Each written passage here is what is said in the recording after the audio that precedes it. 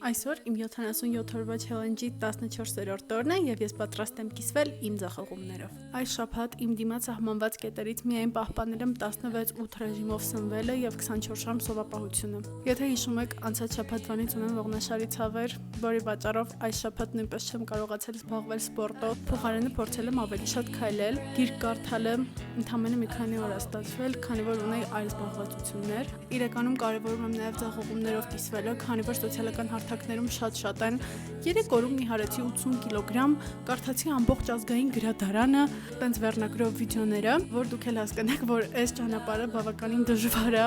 ու եթե ընթացքում ունենում ենք ինչ-որ խախտումներ, այստեղ ամենակարևորը չընկճվելու ու կիսա չթողելն է այս ամեն ինչը, այլ շարունակել, օքեյ, եթե ինչ-որ մի օր չեք արել ինչ-որ մի բան, հնարավոր է հաջորդ օրը անեք 2 անգամ շատ, ձախողումները այս ճանապարհին հնարավոր են, կարևորը չընկճվել ու շարունակել հասնել այն նպատակին, որը որ ձեր առջև դրել եք։ Մնացեք